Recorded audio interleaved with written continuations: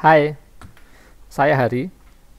Pada kesempatan ini saya akan mencoba sharing mengenai suatu aplikasi statistik yang dapat kita gunakan di dalam pengendalian mutu, pengujian maupun proses kontrol di dalam laboratorium.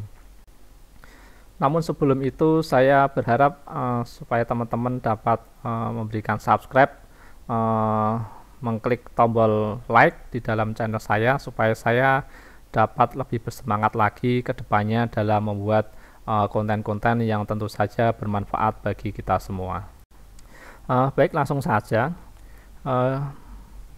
Banyak sekali aplikasi ataupun software di pasaran yang dapat kita gunakan di dalam mengolah data, statistik, pengendalian mutu, pengujian maupun proses kontrol dalam laboratorium. Nah, salah satunya adalah Minitab. Di sini saya akan mencoba sharing mengenai pengenalan Minitab untuk aplikasi statistik sederhana ya di dalam pengendalian mutu pengujian. Namun sebelum itu saya ingin sharing sebentar mengenai apa sih sebenarnya perlunya statistik. Kenapa kita harus belajar statistik di dalam laboratorium pengujian. Nah, ini tentunya banyak sekali ya manfaat statistik ini di dalam laboratorium. Salah satunya adalah kita dapat membandingkan antara dua metode, misalkan metode A dan metode B yang berbeda. Kita bandingkan akurasinya dan presisinya.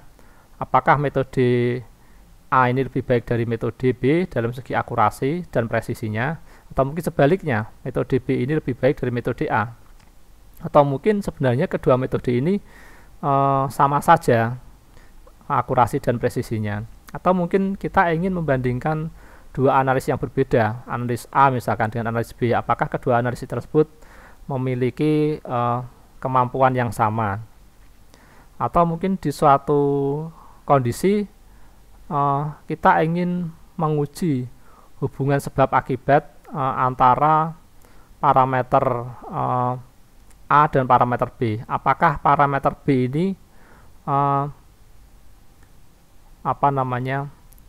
dipengaruhi oleh parameter A? Itu kita juga dapat melakukan uji statistik untuk mengetahui hubungan sebab akibat. Atau mungkin kita ada suatu masalah di dalam laboratorium yang membutuhkan suatu hipotesis.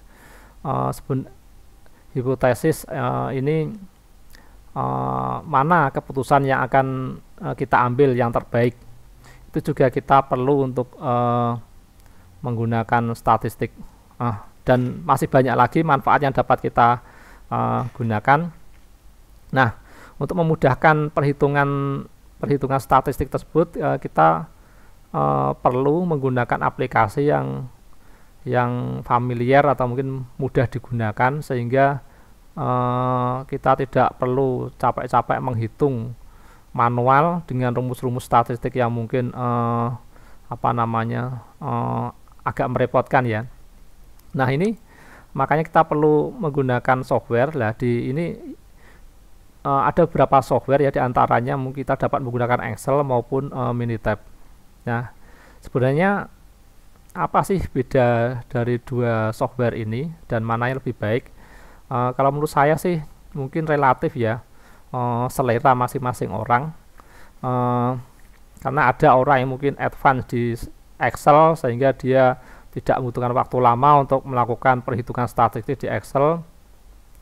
Tapi kalau menurut saya untuk perhitungan statistik ataupun membuat mungkin grafik-grafik yang grafik-grafik tertentu, saya lebih suka menggunakan Minitab karena dapat menghemat waktu, dapat menghemat pekerjaan, karena di dalam Minitab ini rumus-rumusnya sudah ada. Kita tinggal memasukkan data saja. Kalau di Excel ini kan kebanyakan kita memasukkan rumus dulu baru mengolah. Nah, ini perbedaan menurut saya ya antara Excel dan Minitab. Jadi lebih mudah saja dalam pengolahan datanya, lebih menghemat banyak waktu. Nah, sebelum kita menggunakan Minitab, tentunya kita perlu untuk menginstal aplikasi Minitab ini di komputer kita. Nah,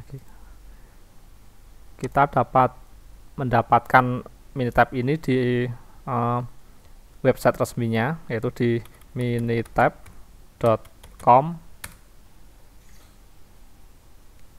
Di sini ada beberapa produk Minitab yang dapat kita download, seperti Minitab Statistika Software, Realtime SPC, Minitab Connect, ada juga Minitab Workspace dan lain sebagainya. Dan ini kita pilih Minitab Statistik Software. Nah, dan kita dapat menginstal dari sini. Nah, ini ada menu isian. Ini kita dapat mencoba terlebih dahulu aplikasi ini selama 30 hari, atau mungkin jika kita berminat kita bisa membelinya. Tapi ketika untuk mencoba supaya kita bisa mendownload aplikasi ini, kita harus mengisi formulir ini. Kita isi terlebih dahulu, nanti kita submit. Nah, kemudian nanti kita diberikan akses untuk dapat mendownload aplikasi ini dan menginstalnya di komputer kita. Kemudian kita juga perlu tahu mengetahui spesifikasi minimum dari komputer kita supaya bisa menginstal aplikasi ini. Ini kita bisa cari di sini juga, system requirement.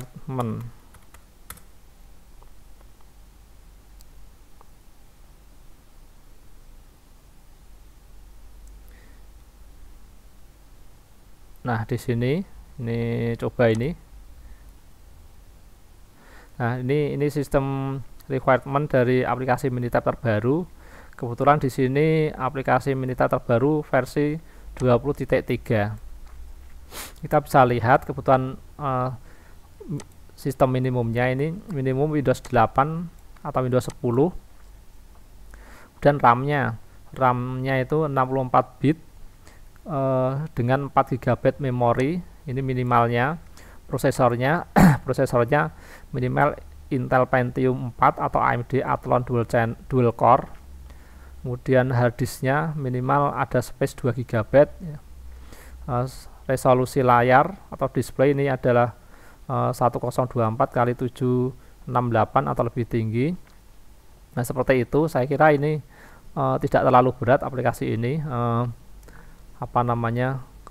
Laptop dengan harga 6 jutaan dah cukup lah untuk mengoperasikan aplikasi Minitab ini.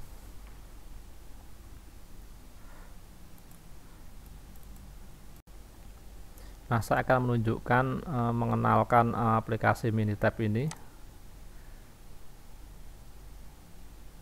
Nah, jadi seperti ini tampilan software Minitab.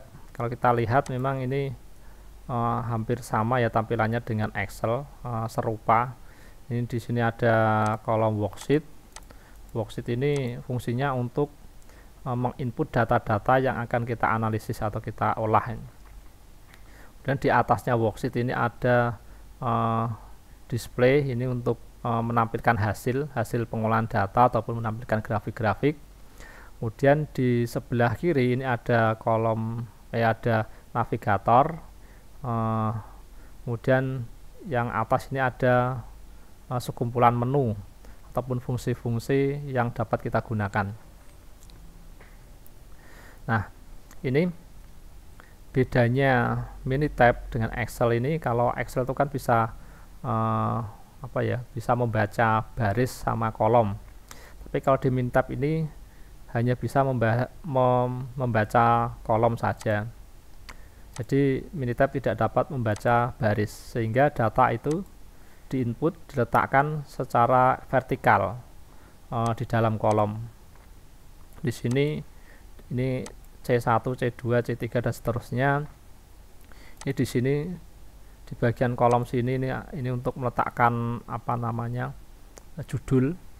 Misalkan kalau ini misalkan bisa kita kita kasih judul persen recovery. Nah, ini kalau bawahnya itu misalkan diisi angka, ini kolom ini akan mendeteksi secara otomatis. Misalkan kita isi angka, nah ini akan mendeteksi otomatis sebagai angka, tapi misalkan kita isi teks ya kan. Nah, ini akan berubah kalau ini kolomnya ini kita isi teks misalkan. Ini akan berubah, ini akan mengenali dengan sendirinya, ini menjadi C2T. T ini menunjukkan teks. Seperti itu. Jadi kalau angka ini akan tetap seperti ini, kalau teks ini akan tetap seperti ini. Ini coba kita akan isi misalkan waktu ya, atau bulan. Misalkan ini Januari. Nah, ini kalau kita isi misalkan bulan, ini akan mendeteksi aplikasi ini sebagai D, sebagai waktu dan sebagainya. Ini secara otomatis. Tapi dia hanya bisa membaca kolom, tapi tidak baris. Itu. Kemudian di sini, di atas ini ada beberapa menu yang dapat kita gunakan untuk memilih ataupun melakukan melakukan pengolahan data. Ini ada menu file ini untuk menyimpan, kemudian membuka file, kemudian ada mengeprint file dan sebagainya. Ada menu edit, ini ada undo, redo, cut, delete dan sebagainya. Dan ini ada menu data. Data ini digunakan untuk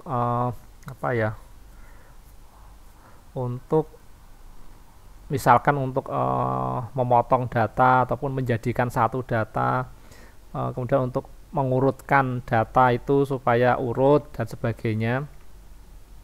Kemudian sampingnya ini ada kalkulator. Kalkulator ini dapat digunakan untuk melakukan perhitungan di dalam worksheet ini, misalkan perhitungan main, median, modus. Ini kalkulator ya, jadi main, median, modus itu ada ditempatkan di sini. Ada juga perhitungan biasa, kalkulator, dan ada sebelahnya ada menu statistik. Nah, statistik ini menampilkan menu-menu untuk menganalisis data. Ini ada basic statistik, ini bisa grafik summary dan sebagainya. Ada varian, dan ada juga menu statistik regresi, kemudian ada ANOVA, DOE, design of experiment, kemudian ada control chart, quality tool. Di sini quality tool aja run chart, Pareto chart, diagram tulang ikan dan sebagainya. Ini untuk menu-menu untuk analisis statistik. Kemudian sampingnya ini ada menu grafik. Grafik itu untuk menampilkan grafik saja ya, gambar ini. Seperti scatter plot, matrix plot, ini ada histogram dan sebagainya. Kemudian di sampingnya grafik ini ada menu view. Ini untuk mengaktifkan tampilan ini, navigator bisa kita hilangkan atau mungkin kita tampilkan lagi. Ini untuk menampilkan command line di sini. Ya, ini istilahnya ini untuk tampilan lah, display di antarmuka aplikasi ini. Dan sampingnya view ini ada help.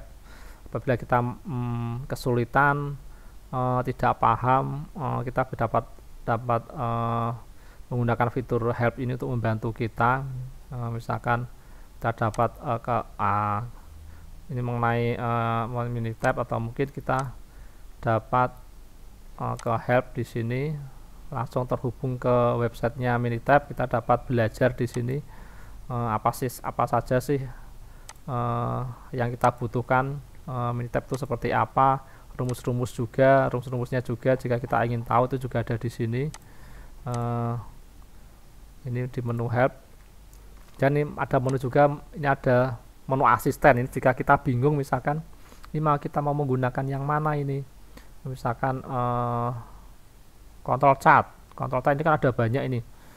Di sini ini kita menggunakan yang mana, kita kan mungkin bingung kan kalau di sini. Nah, ini kita dapat menggunakan menu asisten ini, misalkan control chart katakanlah, dapat membantu kita dalam memilih metode yang kita gunakan. Misalkan ini ya, kita punya sekumpulan data hasil analisis uji Florida misalkan. Nah, mau kita bikin control chart. Nah, ini di sini ditanyakan dulu ini datanya kontinu atau atribut. Nah, apakah ini kontinu itu apa sih? Sedangkan ini atribut apa? Nah, ini kita bisa lihat di sini. Nah, perbedaan antara data kontinu, data atribut itu seperti apa? Ini dijelaskan di sini. Jadi kita bisa memilih ya, kita menggunakan metode yang mana ya. Kalau analisis, misalkan kadar hasil analisis F ya, berarti ini datanya kontinu. Kalau data atribut itu biasanya data-data untuk survei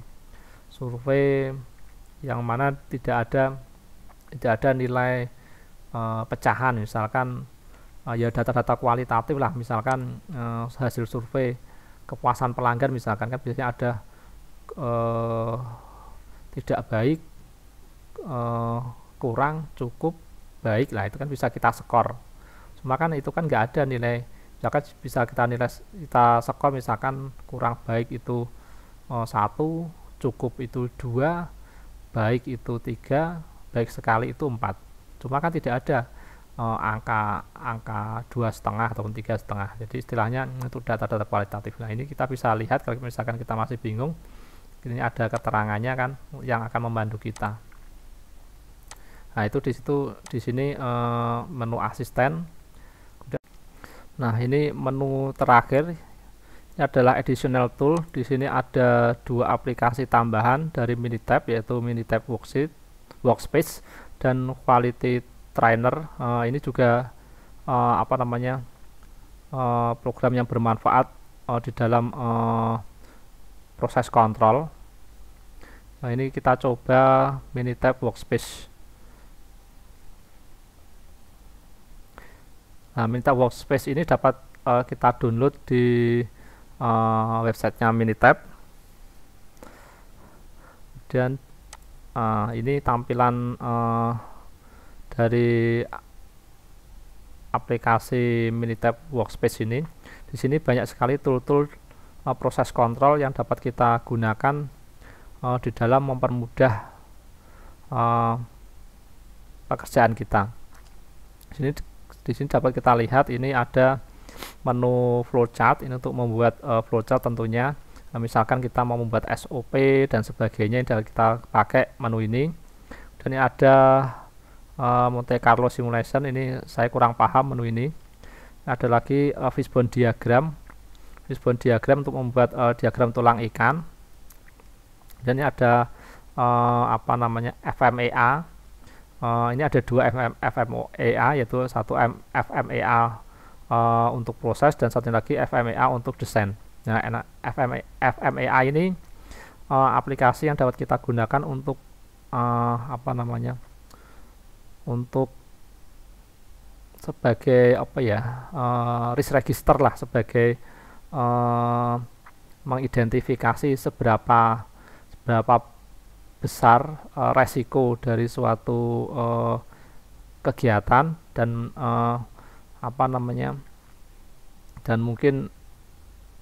dan bagaimana tindakan perbaikannya. Kemudian nanti setelah action perbaikan tersebut, bagaimana seberapa besar resikonya setelah perbaikan, apakah jadi penurunan atau mungkin tetap. Itu dapat kita pakai ini FMEA ini, yaitu kepanjangannya kan Failure Mode and Effect Analysis. Ini ada 2, FMEA by Process, jadi by Design. Dan lagi ada beberapa fitur-fitur lagi, misalkan ini ada SIPOC, ini diagram SIPOC ya, supplier, input, proses, output, customer,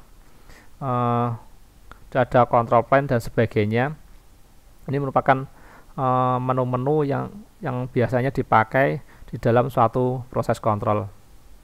Oke, mungkin sampai di sini saja pengenalan singkat tentang aplikasi Minitab ini, yaitu Minitab tadi dan Minitab tambahan ini workspace yang saya pikir ini sangat bagus. Aplikasi ini sangat bagus dalam membantu pekerjaan kita di dalam pengendalian mutu maupun di dalam proses kontrol. Untuk untuk fungsi dari masing-masing menu di lain kesempatan dapat kita bahas kembali lebih detail. Terima kasih atas perhatiannya, dan sekali lagi mungkin saya berpesan supaya teman-teman dapat subscribe dan menekan tombol like di dalam tayangan ini, supaya saya dapat bersemangat lagi membuat konten-konten yang bermanfaat bagi kita semua. Oke, sampai jumpa.